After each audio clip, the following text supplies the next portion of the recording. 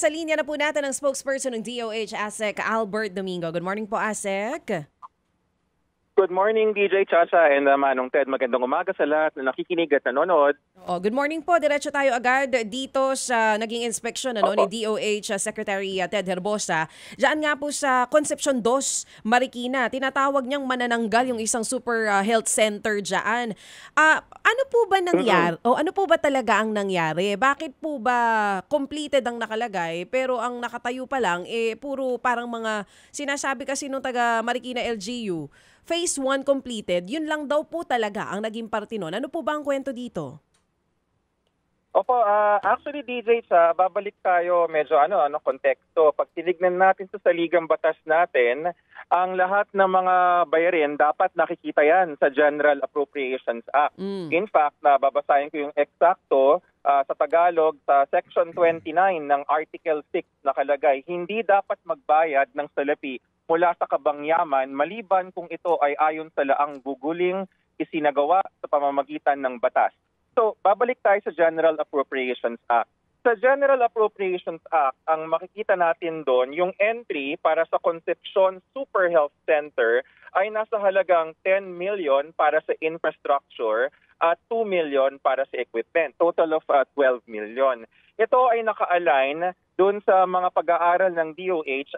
Alala ko, mas kabisado nga ni Manong Ted to kaysa sa akin. Ngayon ko lang nakita yung notes Yung small size na Super Health Center ay 6.5 million, yung medium size ay 12 million, at yung large ay 15 million. So far, pareho yung mga numero, di ba? Ngayon, nung lumabas yung pinakaunang completion ko, I say quote-unquote completion kasi nagkakalituhan dyan sa completion sa isip namin mga doktor, pag sinabing kompleto, darating na lang kami at titingin na kami ng pasyente kasi completed na.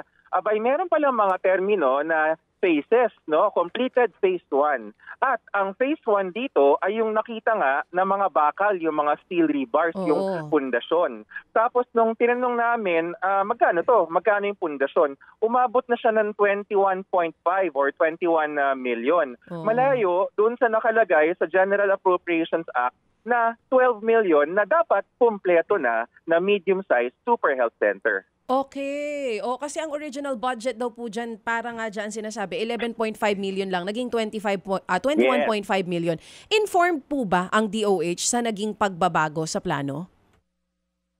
So yan ang aming tinitingnan ngayon. Kasi remember, nangyari ito bago dumating si SecTed. This was around 2021, 2022, mga ganong panahon to, or baka nga 2023 na nandun ako dun sa mismong inspection nakita namin yung tarpaulin ng COA nakalagay, construction started December 2023, construction quote-unquote completed, yung pala phase 1, April 2024. So, nagtanungan ngayon kami, at yun yung kasalukuyang status, pinapabuksan namin lahat ng mga archive documents.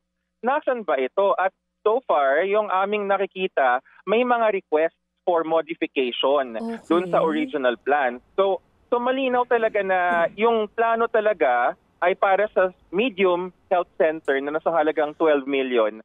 Pero nanggaling na rin naman, wala kaming sinasabi nga na sisisihin, pero I'm just going by the statements. Sinabi ng ating mga Marikina officials na humihingi sila ng additional, sa dagdag pa dun sa 21 na 180 million. Yung pong binabanggit ninyo na tinitignan nyo muna yung mga datos ngayon, nakakita kayo ng mga request for modification. So walang approval ito ng DOH, pero tinuloy nila dun sa mas mahal na Super Health Center, ganun po yun? Yan ang tinitignan pa namin. At kung may makita man kaming approvals, sabi nga nila, let the cards fall where they may. Hindi namin alam kung saan nanggaling yung mga approvals. Kasi tinitignan pa namin because again, hindi naman pwedeng may lilitaw na remember, yung sinabi ko nang bumukas ng interview natin, walang pwedeng bayaran na hindi nasa batas. Dahil pag iba yung ginawa mo at hindi sa batas yun, may tawag doon. Di ako abogado, di ko alam. Sige po. Anyway, so doktor, ngayon po, ang status nito ay tapos na umano yung phase 1. Magkano na ang ginasta ng gobyerno? Yung pong halaga ng phase 1, yung po yung 21.5, more or less, Manong Ted. So 21.5 million na ngayon po ay binahayan na ng mga halaman, itong 21 million na ito. Saan po nanggaling ang pondong ito from DOH? Anong particular po na programa? So yung ating pondo po yan, yung Health Facilities Enhancement Program, yan po yung ating pinanggagalingan ng lahat ng capital outlay na ginagamit rather para sa pagpapatayo or sa pagkukumpuni or sa pagbili ng equipment. Okay. Ang paraang nangyari ho dito, yung pera ng DOH by way of Memorandum of Agreement ay ibinaba, no? I think transfer yung technical term, transfer dun sa local government unit covered by MOA. Tapos ang nag-bid out sa mga contractor, isang ating Marikina City Government na po. Okay, sige po. Yun po ang klaro. Ano po, meron nga itong MOA and then yung LGU ang siyang in charge doon sa bidding ng naturang proyekto. Sino pong kontraktor? Hindi ko ho kabisado, Manong Ted, kasi andun po sa listahan pero nasa records po yun. Okay. And then, sino ang proponent nito? Yan ang hindi ko ho alam. Actually, nung nagkakaroon nga rin kami ng conference briefing bago kami pumunta dun sa site for inspection, ang paulit-ulit nga ho namin tinatanong yung ating mga staff, no? Ang sabi ho nila, noon, nung panahon na yon, lumabas na lang dun sa GAA na meron na ngang funding for Concepcion Super Health Center. Kahit na dun sa original planning, at saka yung halaga ay nasa ganong halaga, nasa 21, binavalidate pa namin yung numbers eh. Kahit na ang alam nga namin is sa halagang 15 million or even less, kaya na, sorry, hindi pala 15, 12 million, yung medium health center, kaya na. Okay, so nangangahulugan po kasi ang DOH mismo, di ba kayo mismo meron na kayong listahan na inilalagay sa NEP nitong mga health facilities na ito? Opo, meron Okay. mo kasing mga stages yan, no? So para maintindihan rin ng ating mga kapatid na nakikinig. Sa simula ho ng taon, as early as mga March or April, magbabudget call na po ang ating Department of Budget and Management. Ibig sasabihin ano ang listahan ng bibilhin sa palengke. So lalabas na ngayon yung listahan, bibili ako ng ganito, A, B, C, ang halaga ay 15, 20, 30 million and so on and so forth. Okay. Sinasabit po yan sa DBM, tapos magkakaroon ng technical vetting, and then lalabas po yung mga bandang June, July, or August, sasakto yan sa SONA, lumalabas po yung National Expenditure Program or yung NEP na naririnig natin. Okay. Tapos yung NEP, isasalang yun sa ating Kamara de Representantes, and after 1 or 2 months of hearing, lalabas na po yung General Appropriations Bill, and then after that, yung Senado, tsaka lang magiging BICAM, tapos lalabas na yung General Appropriations Act kapag napirmahan na ng Presidente. Nakita nilang namin po siya, yun sa na siya. So far, yung datos na hawak namin, nakita namin siya doon sa ating General Appropriations Act. So nangangahulugan po na wala ito sa original na listahan ng DOH noong 2021. Tama po ba? Wala sa listahan po ng inyong iminumungkahi na magtayo ng health facility na nagkaroon na lang ng insertion? Yan so far yung sinabi po ng ating mga tauhan, Manong Ted. Pero syempre nag-iingat na nga kami kasi parang na to parang sa English na buksan na yung can of worms, di ba? So parang teka muna, nagkakabistuhan na kung sino man mabibisto dito. So gusto namin lahat ng datos ay maayos na, lalo na't haharap na kami bukas. Si Secretary Ted ay naimbitahan na dun sa ating Independent Commission for Infrastructure. So dun po namin ibibigay, I'm sure may mga legal processes po yan. So bago humarap, kailangan lahat ng datos ay talagang pulido na at pag sinabing pulido, hindi dinoktor, ibig sabihin verified. Oo. Sinasabi hindi daw nga po ito dumaan sa DOH Regional Office. Sa ngayon po ba tinitignan nyo na kung gaano kadaming mga super health centers ang ganito rin yung kaso? Sabi nga DJ sa kahapon ni Sected, mukhang mapapagod tayo dito kasi meron pang 296 na kailangan tignan kung tama ba yung status. Kasi nung hinarap sa amin yung listahan ng 297, yun yung total, 297, sabi namin, ano ba to? Completed but not operational. Kasi nga sa utak namin mga doktor, ibig sabihin meron na kaming klinika na pupuntahan, natatauhan na lang natin. So sabi naman nung mga staff, opo, completed po yan. Ito nga, nung nag-spot check, dahil nagkataon lang na malapit kasi yung Marikina, walang intent yan na pinili yung Marikina. Malapit kasi siya yung iba ho kasi, lalayo na ng konti-konti. Pero balak na rin puntahan, no? So parang nagulat kami na nakita, teka muna, bakit pundasyon lang to? Sabi niya sa amin, completed. Okay. Tapos sabi ng mga staff, ay kasi face kasi yung completed. Eh, di doon pala nagkamutan na kami ng ulo para sabi namin, teka nga muna, magkalinawan tayo. Sa utak ng doktor, kapag sinabing completed, pwede na naming pasukin at tayuan ng klinika. Hindi na dapat kami nagtitingin ng, ano to, Opo, bakit opo. pundasyon lang? ASEC, ngayon nyo isasubmit sa ICI yung listahan Bukas daw. nitong... Oo. Bukas po ba? Bukas Okay, na sige, umaga. ganito. Meron Okay. kami nakaschedule po. Okay, sige ganito. 297 in total, kasama itong Marikina. So yung 297 na iyan, vetted na yan, verified na yan, at inyong ihaharap ang mga dokumento at informasyon bukas. Diyan kami nahihirapan, Manong Ted, kasi as of the weekend, akala nga namin vetted na at ready na kaming manumpa at sabihan na vetted to. Pero ngayon nga nag-spot check kami out of due diligence, biglang bulaga. Ito pala yung ibig sabihin ng Okay. completed. So mismo ang secretary, hindi siya comfortable na, balak namin within today, no, i-update namin yung listahan, talaga magtatawagan. Balak pa nga, baka mag-video call na parang, sige nga, mag-random audit nga tayo dito, pakita nyo sa amin Sige. ibig sabihin ng completed. Sige. Para pagharap dun sa commission, talagang more or less sigurado, subject to further investigation. So mukha pong hindi pa kayo preparado for tomorrow kasi 297 ito kasama na yung Marikina dito. Nationwide ito, di po ba? Sa lahat ng regions ito. So, paano ngayon yun? Haharap kayo bukas tapos hindi pa ho kumpirmado ano ba talagang actual status nitong mga health facilities na ito? In good faith, Manong Ted, haharap pa rin po kami. Hindi ibig sabihin na hindi kompleto yung verification na hindi haharap. Okay. At ang sabi nga ni Sec Ted, ang posture niya dito is ayaw niyang manise. Ang goal lang niya is paanda rin, gawing operational yung mga non-operational. And we will be very cooperative. We will accept help or we will supply the needed data from the Okay. experts in investigation, which is the ICI. Kaya haharap Opo. pa rin po kami. Okay, ito hong 297 na ito, meron na ba kayong ngayon informasyon? Ilan dito ang small, ilan ang medium, ilan ang large?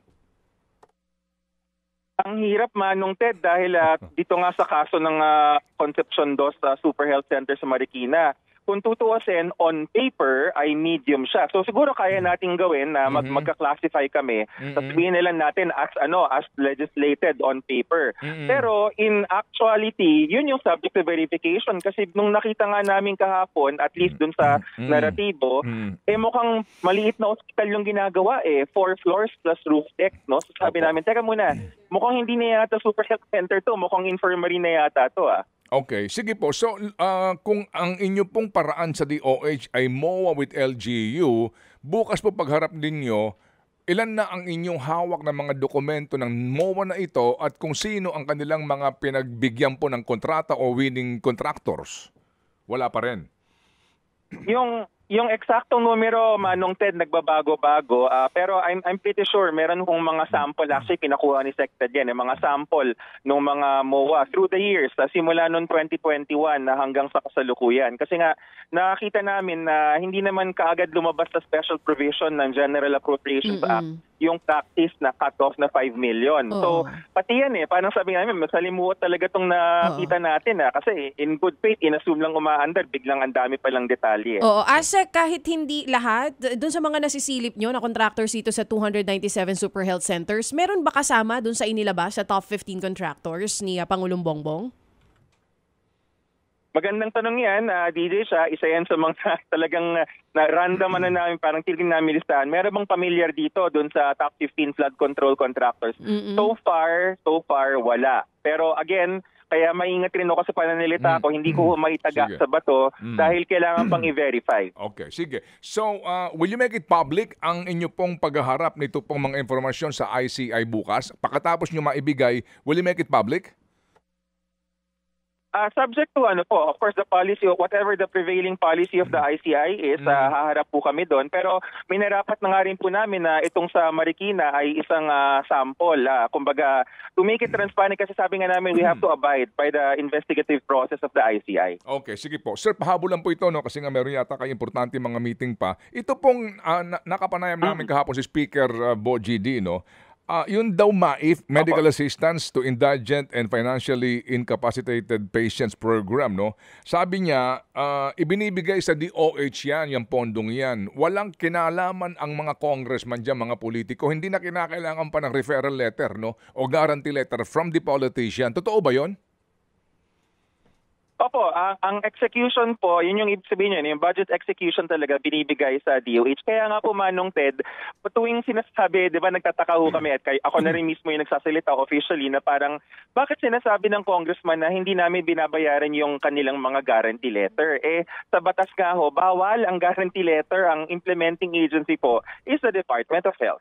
Ayun. So, pwede ho bang kung ako po ay taga isang lalawigan at pupunta ako halimbawa ng heart center, saan ako lalapit para makakuha ako ng benepisyo sa MAIF na ito na hindi na ako dadaan kay congressman o kay senator? Kung kayo po ay nasa DOH Hospital, matik po yan dahil ang DOH Hospital, doon pa lang sa billing, kaya nga lumabas yung programang bayad na bill mo, zero balance sa billing, pwede namin pagkunan yung MAIF para doon ho sa zero balance. Kung kayo naman po ay nasa LGU o kaya sa private hospital, ang puntahan po ninyo is yung registered social worker. Usually, ang tawag nila dyan is yung medical social worker or yung social worker na nasa loob ng hospital kasi yun po, lisensyado ng PRC, siya na ho yung mag-i-evaluate. Okay, so nga pala ang heart center po kasi hindi DOH hospital. So kapag po mga specialty hospitals gaya po ng lung center, heart center o maging ang kasama ba dito hindi kasama ang PGH, ang orthopedic ba kasama sa inyo, mga ganon, kapag gusto namin mag-avail ng MAIF, may mga MAIF din ba sila? Yung apat na GOCC hospital, kidney, saka si PCMC, sila po ay tinatawag na GOCC. Meron hong affiliation yan sa DOH. Medyo mahabang usapan lang. Pero basically, ang board of trustees niyan is DOH pa rin. Hindi lang sila directly under the DOH. Si PGH ay under UP. So hindi yan DOH. Pero lahat sila ay meron pong MAIP. Sige. So kung sakasakali po ba at ako naman ay dumaan pa rin kay congressman, humingi ako ng guarantee letter, anong effect noon kung pupunta ako sa mga DOH hospital o maging dito po sa Heart Center o Kidney Institute? Ang nangyayari po dyan, parang yung ginagawa po ng DSWD, we look at them as referral letters. Hindi naman ho kasi pwedeng pagbawalan ng referral. Ibig sabihin, sumasangguni, humihingi ng tulong sa Department of Health. Ganun po yun. Pero yung konsepto na guarantee, na kesyo sinabi ni Kong o ni Sen na ginarantiyahan ko yan at sa ngalan ng aking opisina ay magkakaroon ng ganyang bayad, yun po bawal sa batas ayon sa desisyon ng Supreme Court sa Belhica versus Executive Secretary 2013 case. So kumbaga yung guarantee letter may halaga, 'di ba? 300,000 nakalagay doon. Hindi invalid 'yon, technically invalid 'yon. Oo, kasi bawal nga po sa batas. Yung sinabi ko sa Supreme Court decision. Ang may operational is ang DOH, hindi po ang lehislatura. Bawal po ang post-budget, post-enactment interference. Nakalagay po yung Supreme Court decision.